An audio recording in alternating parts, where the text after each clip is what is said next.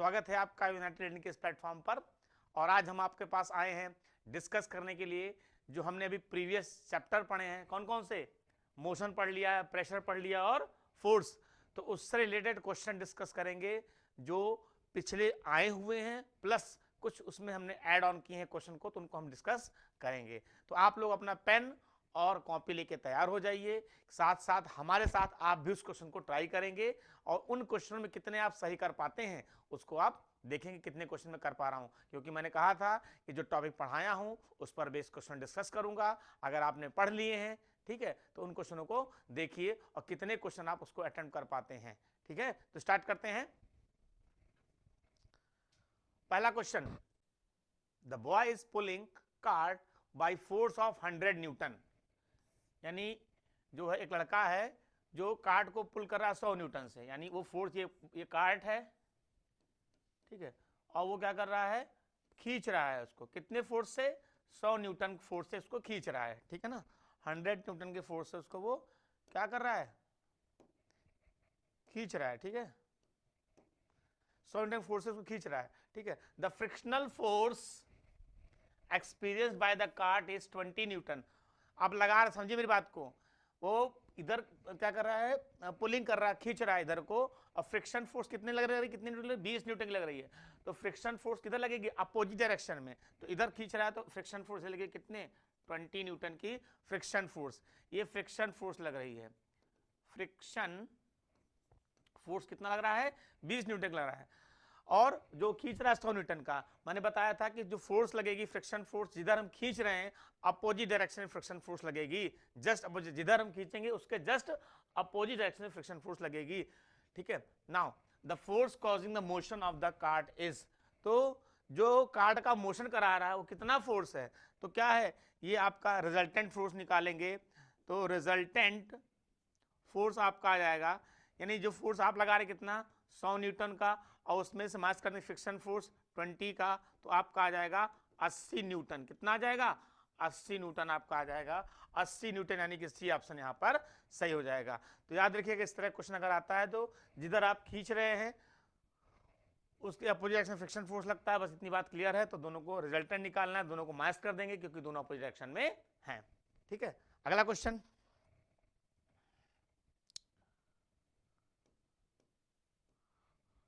Next question देखिए, करा है the pressure is equal to, pressure किसके बराबर होता है पूछ रहा है। तो प्रेशर किसके बराबर होता है? तो भैया फॉर्मूला पढ़ रखे हैं, प्रेशर इक्वल टू होता है, प्रेशर इक्वल टू होता है force upon area. Pressure equal to होता है फोर्स अपॉन एरिया होता है, डिस्कस कर चुका हूं। तो प्रेशर जो होता है फोर्स अपॉन एरिया होता है। तो पूछ रहा है कि प्रेशर इक्वल टू, तो जब प्रेशर इक्वल टू क्या आ गया, force upon area on which it act. ये हो गया। प्रेशर जो होता है इसकी यूनिट जो होती है पास्कल होती है, या फिर न्यूटन पर मीटर स्क्वायर। पास्कल होगी इसकी यूनिट, पास्कल होगी, या फिर न्यूटन पर मीटर स्क्वायर, क्योंकि फोर्स की यूनिट होती है न्यूटन, एरिया की होती है मीटर स्क्वायर। और फोर्स यूनिट क्या हो जाएगी, यूनिट न्यूटन हो जाएगी, एरिया की क्या हो जाएगी, मीटर स्क्वायर हो जाएगी। तो ये आप इसको याद रखिएगा। ठीक है, नेक्स्ट क्वेश्चन, अगला देखिए, force of friction always act on moving object and its direction shall be। तो फोर्स ऑफ फ्रिक्शन जो होता है always act on a moving object and its direction shall be। तो क्या कह रहा है, क्या हो सकता है, on any direction along the direction of motion, perpendicular in direction of motion, opposite to the direction of motion। तो फोर्स ऑफ फ्रिक्शन, फ्रिक्शन किधर लगता है, तो opposite to the direction of motion. यानी अगर ये बॉडी है तो जिधर बॉडी मूव कर रही है, अगर बॉडी इधर मूव कर रही है इस तरफ में, तो फ्रिक्शन फोर्स किधर लगेगा, फ्रिक्शन फोर्स अपोजिट डायरेक्शन में लगेगा, फ्रिक्शन फोर्स अपोजिट डायरेक्शन में लगेगा, इधर लगेगा अपोजिट डायरेक्शन में। तो बॉडी मूव कर रही है इधर, तो फ्रिक्शन फोर्स इधर, तो opposite to the direction of motion. यानी पूछा फ्रिक्शन फोर्स किधर लगेगी, तो भैया जिधर बॉडी मूव कर रही है उसकी अपोजिट डायरेक्शन में फ्रिक्शन फोर्स लगेगी। अगला question, the standard value of atmospheric pressure, वायु दाब का स्टैंडर्ड यूनिट क्या है? तो दे रखा 78 centimetre of Hg 46 centimetre of Hg, 76 centimetre of Hg, 0.76 centimetre of Hg mercury यानी। तो standard value of atmospheric pressure जो होता है याद कर लीजिए हमेशा के लिए 76 सेंटीमीटर ऑफ Hg, ये स्टैंडर्ड यूनिट है 76 सेंटीमीटर ऑफ Hg। और mm में कहेंगे तो mm में हो जाएगा 76 mm ऑफ Hg। अगर हम कहें प्रश्न के अनुसार तो आपका ये बी ऑप्शन यहां पर सही हो जाएगा। ठीक है, अगला question, question number 5, which are the following places has the highest atmospheric pressure, यानी इसमें से एटमॉस्फेरिक प्रेशर कहां पे सबसे ज्यादा होगा। On the top of the hill, in a cable car, cable car जो होती है, on the roof of the top of the tall building, at the bottom of the C.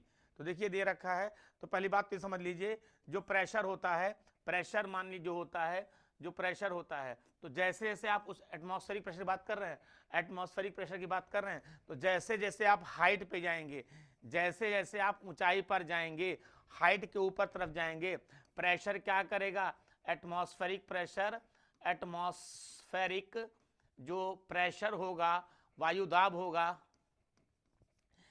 Is decrease करेगा, decrease करेगा। जैसे जैसे आप ऊपर की तरफ जाएंगे एटमॉस्फेरिक प्रेशर क्या करेगा, डिक्रीज करेगा, जैसे जैसे ऊंचाई की तरफ जाएंगे। ठीक है ना, तो पूछ रहा है अब ऊंचाई पे जा रहे, हिल पे जा रहे हैं तो प्रेशर डिक्रीज करेगा। On the cable car, cable car क्या होती है, जिस तरह से इसमें इस तरह से लोग इसमें बैठे होते हैं, एक जगह से दूसरी जगह उसको ले जाती है, केबल कार की बात कर रहा। On the roof tall building है तो भी ऊंचाई पे जा रहे हैं, तो वहां प्रेशर क्या करेगा, डिक्रीज करेगा। तो at the bottom of the sea, तो पूछ रहा है कि प्रेशर कहाँ पे कम, और नीचे की तरफ जब आएंगे तो यहाँ पर प्रेशर क्या करेगा, इंक्रीज करेगा, यानी ऊपर से नीचे की तरफ आएंगे तो प्रेशर इंक्रीज करेगा।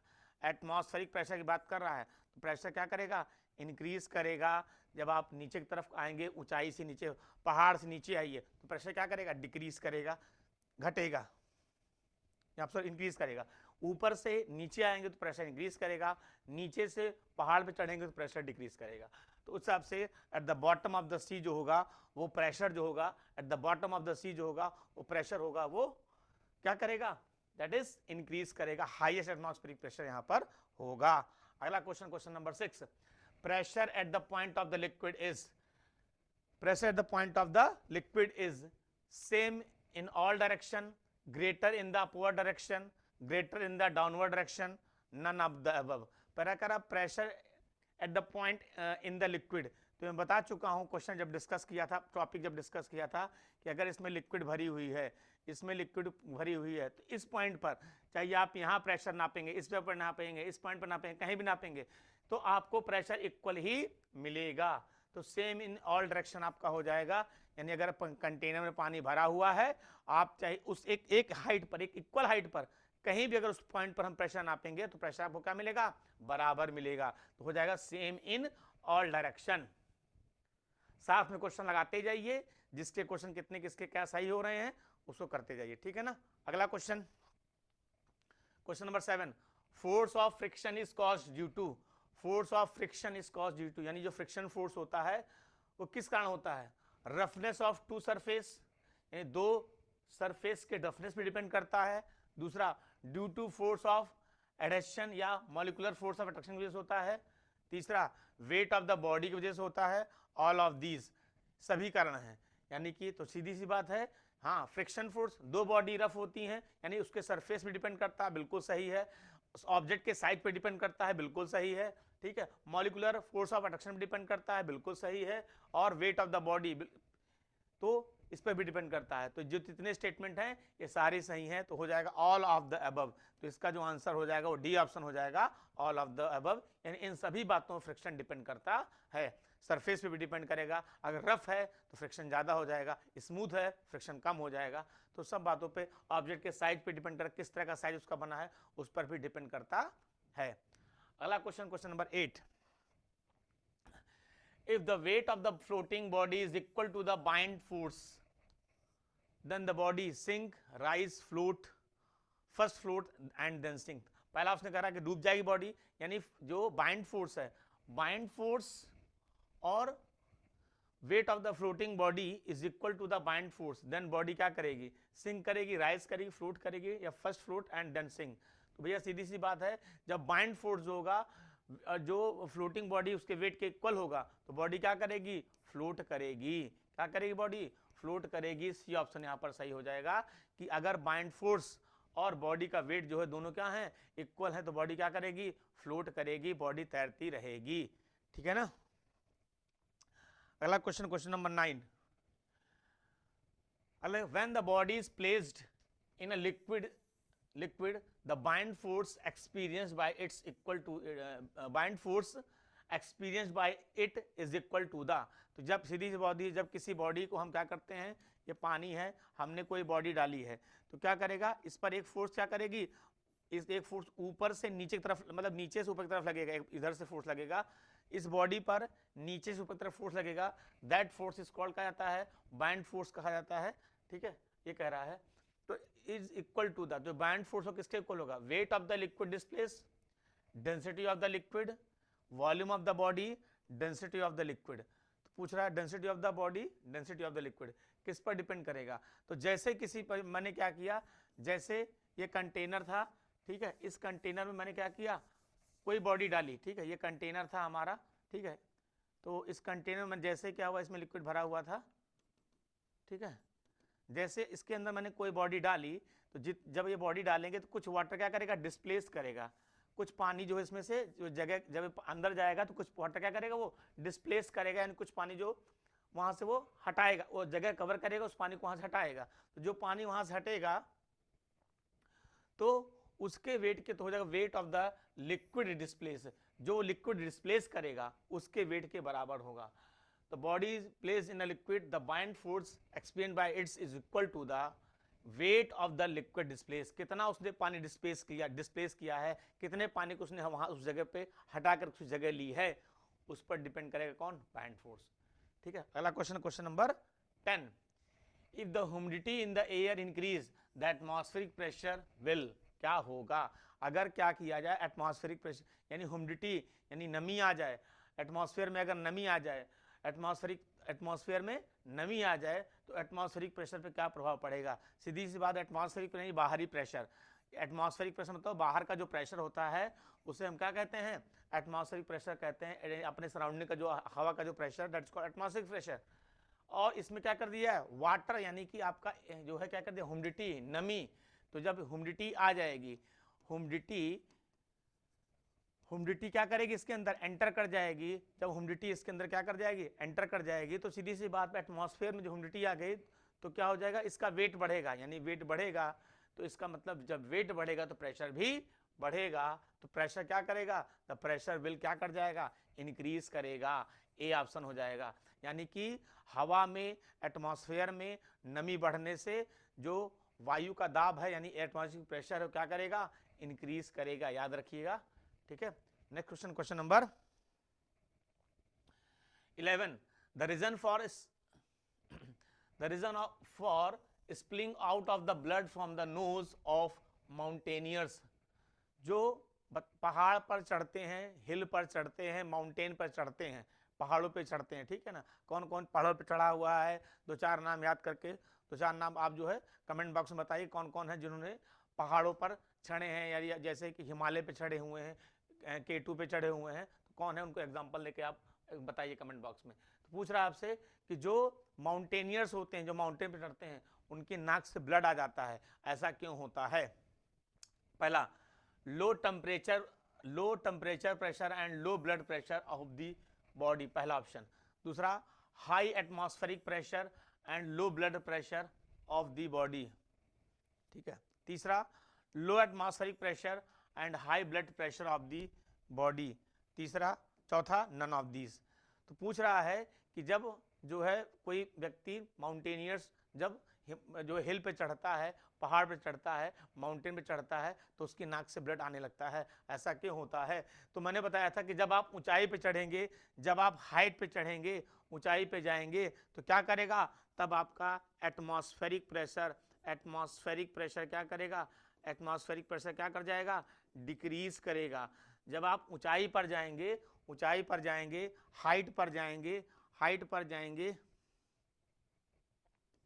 ठीक है। जब आप ऊंचाई पर जाएंगे तो एटमॉस्फेरिक प्रेशर क्या करेगा, डिक्रीज करेगा और फिर क्या होगा, एटमॉस्फेरिक प्रेशर डिक्रीज करेगा, ठीक है, नहीं लो एटमॉस्फेरिक प्रेशर, और ब्लड प्रेशर आपका pressure of the body high हो जाएगा, तो हाई ब्लड प्रेशर हो जाएगा, जिससे क्या होगा कि क्योंकि नाक वाली जो वहाँ पे जो नस होती है वो क्या होती है, मतलब कि जो हमारी स्किन है उससे ऊपरी सतह पर होती है, तो वहाँ से वो फट जाती है ब्लीडिंग, यानी कि अंदर का बॉडी के प्रेशर, अंदर का प्रेशर ज़्यादा हो जाता है और जो है एटमॉस्फेरिक प्रेशर कम रहता है, तो वहाँ से वो फट जाती है और ब्लड बहने लगता है।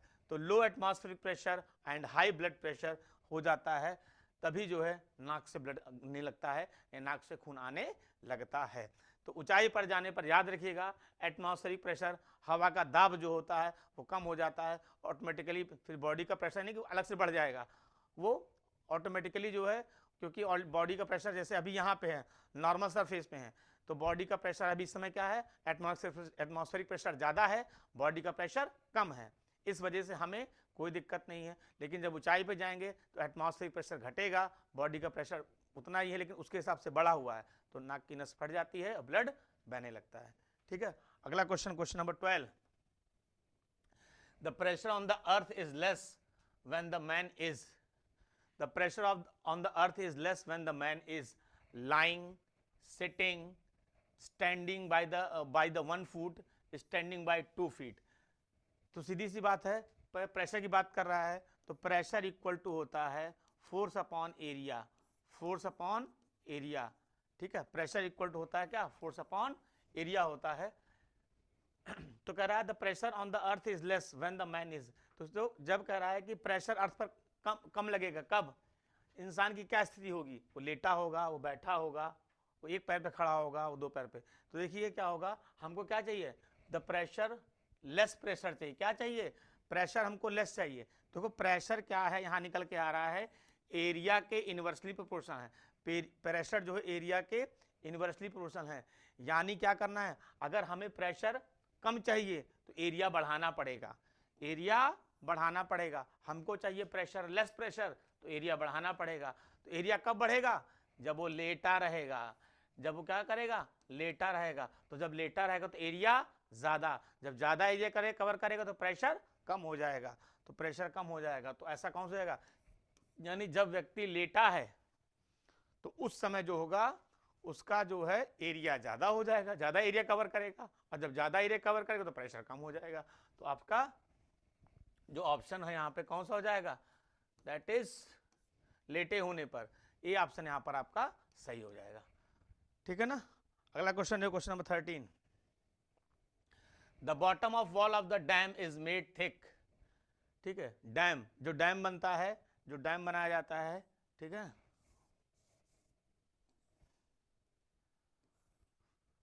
तो जो वॉल होती है डैम की, देखो ये है, तो इधर इस तरफ वाटर पानी भरा रहेगा, और जो वॉल होगी तो इस तरह से बनती है कि इसकी जो ये मान लीजिए यहाँ से पानी गिरेगा, यहाँ से पानी गिरेगा, यहाँ भर के यहाँ से गिरेगा, तो ये डैम मान लीजिए, तो नीचे की तरफ चौड़ा बनाया जाता है, नीचे की तरफ चौड़ा बनाया जाता है, ऐसा क्यों, तो the water exert less pressure on the bottom, the water exert more pressure on the bottom of the wall, it's look goods, it is a custom.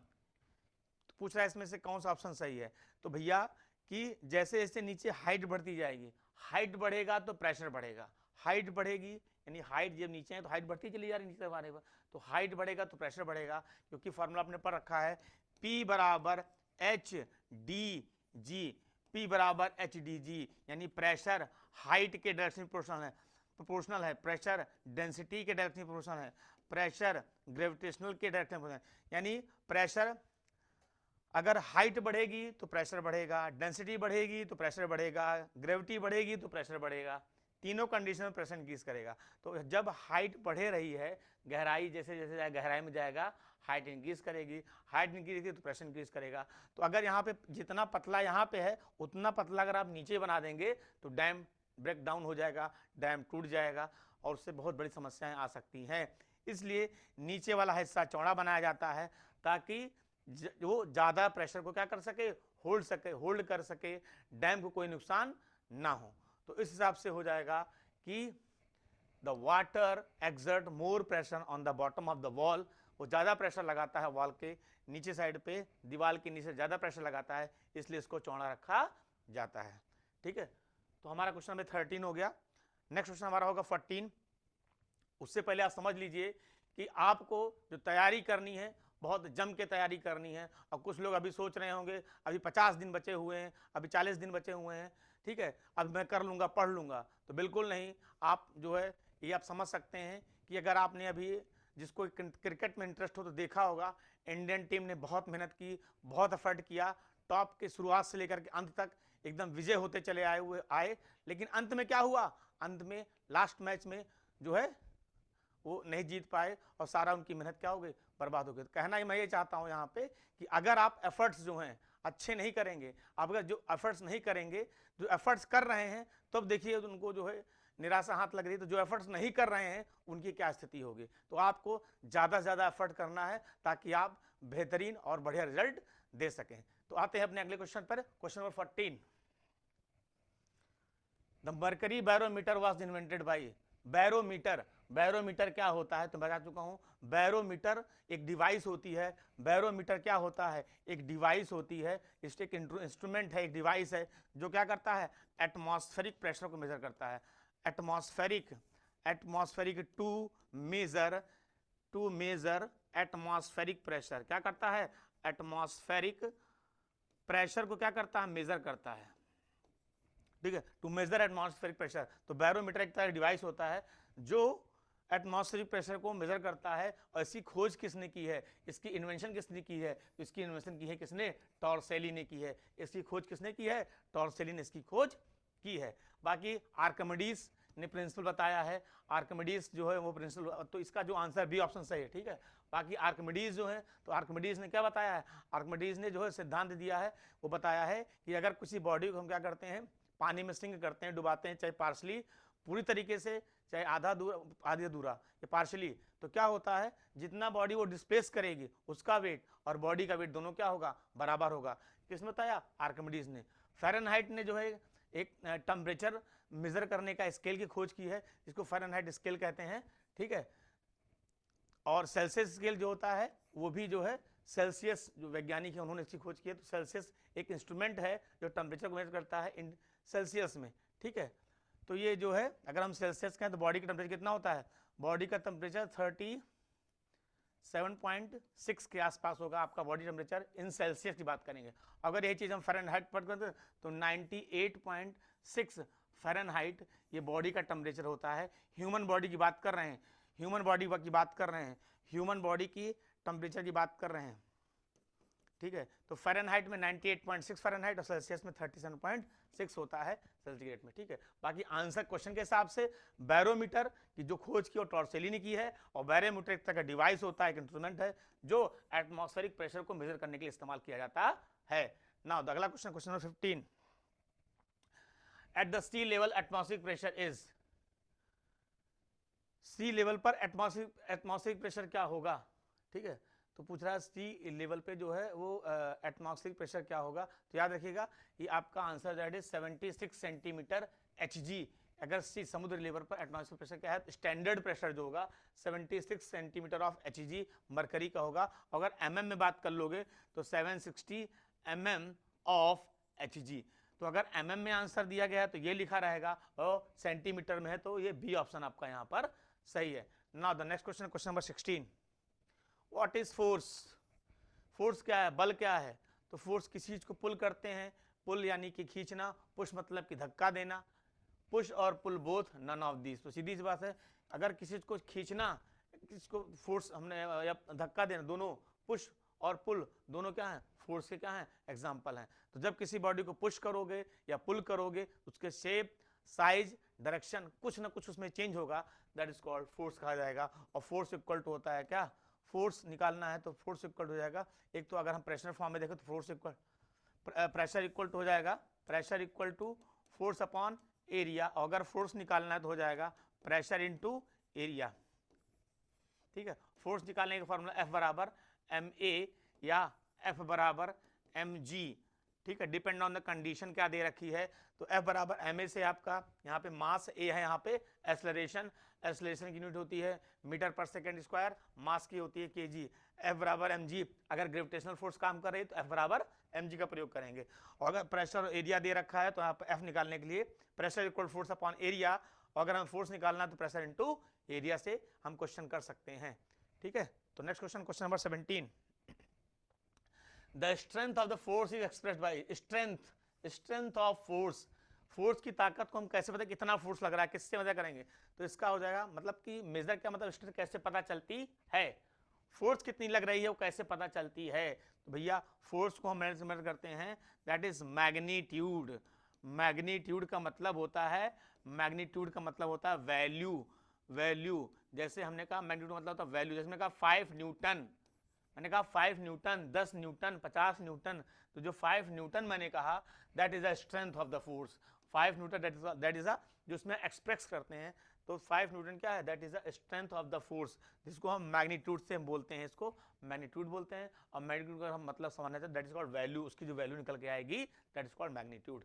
Now question number 18, the force between to charge bodies is called, ठीक है, the force between to charge body, तो दो charge body के बीच जो force लगता है that force is called electrostatic force, that is force is called electrostatic force. ठीक है, चार्ज भी जो चार्ज की जैसे, ठीक है, developed by charge, developed by charge, तो जो फोर्स चार्ज से डेवलप होता है उसे हम कहते हैं क्या, इलेक्ट्रोस्टैटिक फोर्स कहा जाता है। जो ग्रेविटेशनल अर्थ की ग्रेविटी से जो लगता है, अर्थ ग्रेविटी से जो लगता है, जो अर्थ की ग्रेविटी से जो लगता है that is called gravitational force कहा जाएगा। ठीक है, जो between two magnet, between two magnet, दो मैग्नेट से लगेगा, ठीक है, बिटवीन टू मैग्नेट से लगेगा, ठीक है, between, that is called magnetic force कहा जाएगा। मस्कुलर यानी जो इंसान द्वारा चलना, दौड़ना, लिखना, पढ़ना, वर्कआउट करना, वो कौन सा फोर्स हो जाएगा, मस्कुलर फोर्स हो जाएगा। तो आपका अगर क्वेश्चन के अकॉर्डिंग है the force between two charges bodies is called, तो आंसर इलेक्ट्रोस्टैटिक फोर्स। तो डेवलप्ड बाय चार्ज, चार्ज से डेवलप किया जाता है जो force that is called electrostatic force कहा जाता है। Now question number 19, magnetic force क्या है? तो magnetic force that is a contact force है, both A and B, non contact force है, नन ऑफ द अबव। तो मैग्नेटिक फोर्स देखो, फोर्स दो पार्ट में डिवाइड किए थे, पढ़ाया था, तो एक मैग्नेटिक, सॉरी एक कांटेक्ट फोर्स, दूसरा नॉन कांटेक्ट फोर्स। तो कांटेक्ट फोर्स होता है जब दो बॉडी आपस में कांटेक्ट में आती हैं और उनके बीच जो फोर्स लगता है that's called contact force. Example मैंने बताया था, कांटेक्ट मस्कुलर फोर्स क्या है, कांटेक्ट फोर्स के अंदर आ जाएगा एग्जांपल में। ठीक है, फ्रिक्शन फोर्स क्या है, कांटेक्ट फोर्स है। Muscular force contact force, friction force contact force. Non contact force जब दोनों बॉडी आपस में कांटेक्ट में नहीं आ रही हैं और फिर भी फोर्स लग रहा है, that is called non contact force. तो मैग्नेट में भैया दो मैग्नेट के बीच में दो मैग्नेट हैं, मैग्नेट है और एक मैग्नेट ये है, एक मैग्नेट ये है, दूसरा मैग्नेट ये है, ठीक है। तो ये मान लीजिए प्लस वाला है और माइनस वाला ही है, तो इनके बीच जो फोर्स लगेगा, इनके बीच जो फोर्स लगेगा दैट इज कॉल्ड, अब दोनों टच नहीं करेंगे, बीच में फोर्स लग रहा है, इनके बीच में फोर्स लग रहा है, तो कौन से फोर्स आएंगे, नॉन कांटेक्ट फोर्स आएंगे। कौन से फोर्स आएंगे, नॉन, तो magnetic force are non contact force हैं, जो कांटेक्ट में नहीं आ रहे हैं। तो मैग्नेटिक फोर्स पहला हो जाएगा, ठीक है। नॉन कांटेक्ट फोर्स में एग्जांपल कौन कौन से हैं, मैग्नेटिक फोर्स है पहला, ठीक है। दूसरा हो जाएगा आपका इलेक्ट्रोस्टैटिक फोर्स, इलेक्ट्रोस्टैटिक फोर्स हो जाएगा, और तीसरा हो जाएगा ग्रेविटेशनल फोर्स, ग्रेविटेशनल फोर्स। ये तो मैग्नेटिक फोर्स, इलेक्ट्रोस्टैटिक फोर्स और ग्रेविटेशनल फोर्स, ये तीन आपके हैं, ठीक है। ये तीन आपके हैं जो नॉन कांटेक्ट फोर्स एग्जांपल में आएंगे। तो मैग्नेटिक फोर्स कैसा फोर्स है, नॉन कांटेक्ट फोर्स। अगला question, question number 20, the force act on a body में चेंज, क्या करेगा, अगर किसी बॉडी फोर्स लगे तो क्या करेगा, तो फोर्स डायरेक्शन चेंज करेगा, स्पीड चेंज करेगा, शेप चेंज करेगा, ऑल ऑफ द अबव। तो भैया अगर किसी बॉडी पर आप फोर्स अप्लाई कर दें तो क्या होगा, फोर्स अप्लाई करते हैं तो क्या होगा, उसका शेप, साइज, डायरेक्शन, ठीक है, डायरेक्शन और मोशन, ठीक है, उसको चेंज कर सकता है, इसमें से एक कर सकता है या सारे कर सकता है, ठीक है ना। तो शेप, साइज, डायरेक्शन, मोशन, तो ऑल ऑफ दिस इसका आंसर सही हो जाएगा, ठीक है ना। Next question, question number 21, leaves of fruits fall on the ground due to, जब पत्ती होते हैं या फल होते हैं जो टूट करके जमीन पर गिरते हैं, ऐसा क्यों होता है। तो magnetic force, electrostatic force, gravitational force, muscular force. तो सबको पता है, न्यूटन बताया था सेब पेड़ से टूट के गिरा, तो बता दिया, उन्होंने खोज की थी न्यूटन ने, इसाक न्यूटन ने, कि जो है बताया था कि जो है वो क्या है, गुरुत्वाकर्षण ग्रेविटेशनल फोर्स है।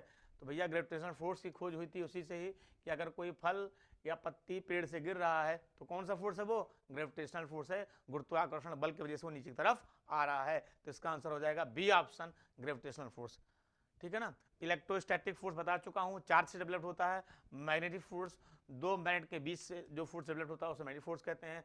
मस्कुलर फोर्स वह फोर्स होता है जो मसल्स के द्वारा, बॉडी के द्वारा हम चल करके, वर्कआउट करके, ठीक है, जो वो काम करते हैं, जो हमारे एक्शन पे डिपेंड करता है, that is called muscular force.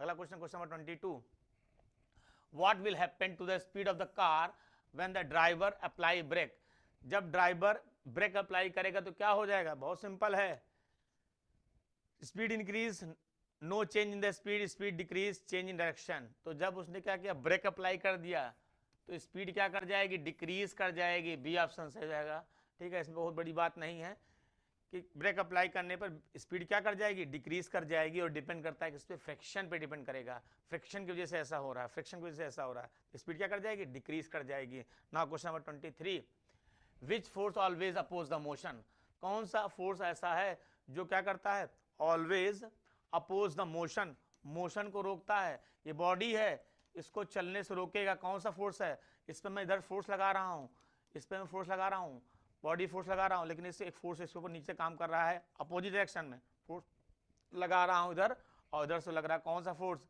Friction force. Friction force क्या करता है, हमेशा मोशन को क्या करता है, मोशन को अपोज करेगा। फ्रिक्शन फोर्स क्या करेगा, तो फ्रिक्शन फोर्स जो होता है वो मोशन को क्या करता है, अपोज करता है, रोकता है कि मैं तुम्हें चलने नहीं दूंगा। वो कौन सा फोर्स जाएगा, फ्रिक्शन फोर्स। आपका सी ऑप्शन यहाँ पर हो जाएगा। अगला question, question number 24, which force causes charge balloon to attract another balloon. तो भैया चार्ज, जहां पे चार्ज देखना, जैसे चार्ज देखा यानी कौन सा फोर्स, इलेक्ट्रोस्टैटिक फोर्स। जब कोई चार्ज बॉडी होती है तो वहां पे कौन सा फोर्स होगा, इलेक्ट्रोस्टैटिक फोर्स होगा, ठीक है। जब कोई बॉडी नीचे की तरफ आ रही है, टुवर्ड्स अर्थ अट्रैक्ट हो रही है, कौन सा फोर्स होगा, ग्रेविटेशनल फोर्स होगा। जब कोई बॉडी किसी चीज को खींच रहा है, किसी को ले जा रहा है, जहां पे मसल्स का प्रयोग होगा, ठीक है, लर्निंग करना, एक्सरसाइज करना, दौड़ना, कोई काम करना, हमारी बॉडी कोई एक्शन परफॉर्म कर रही है, that force is called muscular force.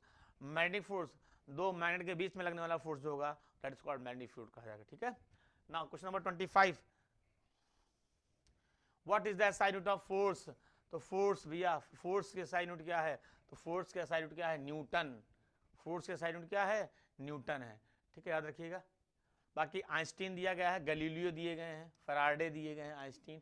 तो आपका जो है अगर फोर्स की बात कर रहा है कि फोर्स के साइन तो न्यूटन, इसका ए ऑप्शन यहाँ पर सही है, ठीक है ना।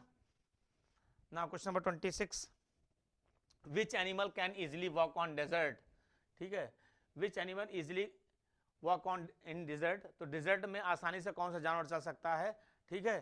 तो बहुत आसान क्वेश्चन है और आप बता सकते हैं इसका answer, lion, zebra, giraffe, camel, ठीक है। और उसका कारण भी क्या हो वो भी आपको बताना होगा। तो कैमल है इसका सही आंसर, डी ऑप्शन यहाँ पर सही है इसका, कैमल। क्यों ऐसा है, क्योंकि जो डेजर्ट का मतलब होगा रेगिस्तान, जहां पे सिर्फ और सिर्फ क्या है, बालू है, सिर्फ और बालू होता है। और जो क्या कहते हैं, जो कैमल होता है, ऊंट के होते हैं, जो पैर होते हैं वो गद्दीदार होते हैं। जो ऊंट के जो पैर होते हैं वो कैसे होते हैं, वो गद्दीदार होते हैं, जो बालू में धंसते नहीं हैं, ठीक है, बालू में धंसेंगे नहीं तो गद्दीदार पैर होते हैं। और पहला कारण हो जाता है कि जो पैर होंगे उसके कैसे होंगे, गद्दीदार पैर होते हैं। जिनका सरफेस एरिया ज्यादा होगा, तो सरफेस एरिया ज्यादा रहने का मतलब कि प्रेशर कम लगेगा, और प्रेशर कम लगेगा तो बालू में पैर धंसेंगे नहीं और तेजी से चलता चला जाएगा, ठीक है। तो इसका आंसर जो हो जाएगा कैमल हो जाएगा, ठीक है। तो animal can easily walk on desert, that is camel कहा जाता है, ठीक है। Question number 27, when up one body rolls over the surface of another body, the resistance to its motion is called. ठीक है, क्या था, जब एक बॉडी दूसरी बॉडी पे क्या कर रही है, रोल कर रही है, तो ये भी मैं डिस्कस कर चुका हूँ, ठीक है, ये भी मैं डिस्कस कर रहा हूँ। यहाँ बॉडी रखी है, तो अगर क्या करे, इसके ऊपर स्लाइड करे, अगर इसके ऊपर ऐसे स्लाइड करके जा रही है, स्लाइड करके उतर रही है, तो कौन सा फ्रिक्शन, स्लाइडिंग फ्रिक्शन हो जाएगा। और इस पर रोल करके जा रही है, ऐसे घूम करके जा रही है, तो कौन सा हो जाएगा, रोलिंग फ्रिक्शन हो जाएगा। Other surface another body the resistance to its motion is called, that is called rolling friction. तो याद रखिएगा, रोल कहे तो रोल वर्ड आ जाए तो कौन सा फ्रिक्शन, रोलिंग फ्रिक्शन हो जाएगा। रोल वर्ड आ जाए तो कौन सा फ्रिक्शन आ जाए, रोलिंग फ्रिक्शन। अगर स्लाइड वर्ड आ जाए, स्लाइड वर्ड आ जाए तो कौन सा फ्रिक्शन हो जाएगा, स्लाइडिंग फ्रिक्शन हो जाएगा, स्लाइडिंग फ्रिक्शन हो जाएगा, स्लाइडिंग फ्रिक्शन। और अगर आ जाए कौन सा, the body is just about to move, अभी यहां पे रखा, अभी मूव नहीं किया है, तो कौन सा फ्रिक्शन हो जाएगा, स्टैटिक फ्रिक्शन हो जाएगा। तो आंसर तो ये नहीं है, तो आपका स्टैटिक फ्रिक्शन हो जाएगा। ठीक है, just about to move, just about to move, तो उसे क्या कहेंगे, स्टैटिक फ्रिक्शन, स्टैटिक फ्रिक्शन। और इसको हम और क्या कहते हैं, इसको हम और कहते हैं लिमिटिंग फ्रिक्शन। स्टैटिक फ्रिक्शन को और क्या कहते हैं, लिमिटिंग फ्रिक्शन। याद रखिएगा, क्योंकि इसके बाद जो है बॉडी मूव कर जाएगी, अगर इससे एक्स्ट्रा फोर्स लगाया आपने, लिमिटिंग फोर्स एक्स्ट्रा फोर्स लगा दिया आपने, बॉडी क्या कर जाएगी, मूव कर जाएगी। और जब मूव कर गई तो स्टैटिक फ्रिक्शन नहीं रह जाएगा, हो सकता है वो स्लाइडिंग बन जाए, हो सकता है वो रोलिंग बन जाए। ठीक है, तो रोल वर्ड आ जाए तो रोलिंग फ्रिक्शन, स्लाइड वर्ड आ जाए तो स्लाइडिंग फ्रिक्शन, और जस्ट अबाउट टू मूव, बस मूव करने वाला बट मूव नहीं किया है, that is called static friction. ठीक है, या लिमिटिंग फ्रिक्शन भी से कहते हैं। पूछ सकता है कि स्टैटिक फ्रिक्शन को और क्या कहते हैं, तो ऑप्शन दिया है लिमिटिंग फ्रिक्शन भी कहा जाता है। तो रोल वर्ड आ गया, यानी कि रोलिंग फ्रिक्शन का आंसर हो जाएगा। ठीक है, now question number 28, lubricant are the substance which, तो लुब्रिकेंट क्या होता है, जैसे क्या होता है, साइकिल के चेन में हम ग्रीस लगा देते हैं, ऑयलिंग कर देते हैं, पेंटिंग कर देते हैं, तो जो ये चीज जो हम करते हैं, ऑयलिंग कर देना है, ग्रीसिंग कर देता है, जो क्या करता है, फ्रिक्शन को रिड्यूस करेगा भैया, ताकि हमारी गाड़ी फ्रिक्शन को डिक्रीज कर देगा, डिक्रीज कर देगा या रिड्यूस कर देगा। फ्रिक्शन को यहाँ पे क्या करेगा, रिड्यूस कर देगा, फ्रिक्शन को क्या कर देगा, डिक्रीज कर देगा, और जिससे हमारी बॉडी जो भी हम जिस भी हमने इसको यूज किया है वो स्मूथ चलने लगेगी, अच्छे से चलने लगेगी। ठीक है, जैसा हम चाह रहे हैं। तो lubricant are the substance which decrease the friction, friction को घटा देता है। ठीक है ना। Now question number 29, sliding friction is than static friction. तो ये समझ लीजिए कि स्लाइडिंग फ्रिक्शन जो होता है, अगर हम बात करते हैं तो पहला 3 फ्रिक्शन है, स्टैटिक फ्रिक्शन, फिर आ जाएगा आपका स्लाइडिंग फ्रिक्शन, और फिर आ जाएगा आपका दैट इज रोलिंग फ्रिक्शन। तो हम तीनों समझ लीजिए, अगर हम कहें सबसे ज्यादा फोर्स किस में लगता है, तो पहला हो जाएगा स्टैटिक फ्रिक्शन। ठीक है, सबसे स्टैटिक फ्रिक्शन। और फिर कौन सा आ जाएगा, फिर आएगा आपका स्लाइडिंग फ्रिक्शन। ये आया हुआ क्वेश्चन, स्लाइडिंग फ्रिक्शन। और फिर उससे बाद में कौन आ जाएगा, फिर आपका आ जाएगा रोलिंग फ्रिक्शन, रोलिंग फ्रिक्शन। तो ये अगर ये क्रम याद है तो कुछ भी पूछा जाता है बता दें। सबसे ज्यादा स्टैटिक फ्रिक्शन, उसके बाद स्लाइडिंग फ्रिक्शन, उसके बाद रोलिंग फ्रिक्शन। इसमें बॉडी ज्यादा कांटेक्ट में आ रही है, इसमें थोड़ा सा कम, इसमें थोड़ा और ज्यादा कम हो जाएगा कांटेक्ट। जितना कांटेक्ट कम होगा उतना फ्रिक्शन फोर्स भी रिड्यूस हो जाएगा, कम हो जाएगा। Sliding friction has dash than static friction. तो sliding friction is smaller than static friction, क्योंकि स्टैटिक पहले आएगा, स्लाइडिंग बाद में आएगा, रोलिंग और बाद में आएगा। तो स्टैटिक, तो इसके हिसाब से हो जाएगा कि जो स्लाइडिंग फ्रिक्शन है वो स्मॉलर है किससे, स्टैटिक फ्रिक्शन में, क्योंकि यहाँ ज्यादा फोर्स, उसमें कम फोर्स, और उसमें सबसे कम फोर्स। ठीक है ना। Next question number 30, on what force friction depend, on what force friction depend, friction किस फोर्स पर किस on what force friction depends, friction किस फोर्स पर डिपेंड करता है, तो smoothness of the surface, roughness of the surface, shape of the surface, all of the above. तो इसका डी ऑप्शन सही हो जाएगा भैया। स्मूथ चिकना है तो उस पर भी डिपेंड करेगा, रफ सरफेस है उस पर भी डिपेंड करेगा, शेप और साइज पे भी डिपेंड करेगा। तो तीनों बातों पर डिपेंड करेगा। तो आपका ये तीनों बातें सही हैं, तो ऑल ऑफ द अबव, यानी डी ऑप्शन यहाँ पर आपका सही होगा कि फ्रिक्शन जो फोर्स है वो इन तीनों बातों पर डिपेंड करता है, स्मूथनेस, रफनेस और शेप और साइज ऑफ द ऑब्जेक्ट पर। ठीक है ना। Now question number 31, the sole of the shoes and the tyre of the vehicle are treated to friction. तो जो sole of the shoes, shoes में जो सोल बनाए जाते हैं या जो टायर होते हैं, व्हीकल के जो टायर होते हैं, वो इस तरह से बनाए जाते हैं, ट्रीट किए जाते हैं। क्यों बनाए जाते हैं इस तरह से, या बनाया गया जाता है ताकि क्या कर सके, वो फ्रिक्शन को इंक्रीज कर सके। फ्रिक्शन को इंक्रीज करने के लिए, फ्रिक्शन को बढ़ाने के लिए शोल लगे होते हैं, ठीक है ना। या टायर में जो लगे होते हैं, उसमें बने होते हैं, वो स्ट्रिप्स बनी होती हैं, वो फ्रिक्शन को इंक्रीज करने के लिए बने होते हैं। तो याद रखिएगा, जो शूज में जो सोल लगा है या टायर में, जो व्हीकल में जो टायर होते हैं, वो फ्रिक्शन को इंक्रीज करने के लिए लगाया जाता है। तो ए ऑप्शन यहां पर आपका सही हो जाएगा, इंक्रीज फ्रिक्शन, ठीक है ना। आज के लिए क्लास इतना ही। तो अगर आपने इन क्वेश्चनों को पढ़ा होगा, ठीक है ना, जो टॉपिक मैंने डिस्कस किए हैं, अगर आपने उनको पढ़ा होगा अच्छे से, तो एक ये क्वेश्चन, जो 31 क्वेश्चन टोटल थे, इसमें से एक ऐसा भी क्वेश्चन नहीं था जो आपको आपके टॉपिक से टच ना कर रहा हो। तो जिन्होंने नहीं पढ़ा है, दोबारा जा करके उन वीडियो को फिर से उसको पढ़िए, ठीक है। आपको नीचे आपको मिल जाएंगे वीडियो के सारे, हमको लिंक मिल जाएंगे, उसको जाकर वीडियो को फिर से डिस्कस करिए, उसको पढ़िए और फिर इन क्वेश्चन को दोबारा उसको करिए कि आप इसके आंसर दे पा रहे हैं, नहीं दे पा रहे हैं। मिलते हैं नेक्स्ट वीडियो में, जिसमें हम डिस्कस करेंगे साउंड के बारे में, ठीक है। तो जय हिंद क्लास।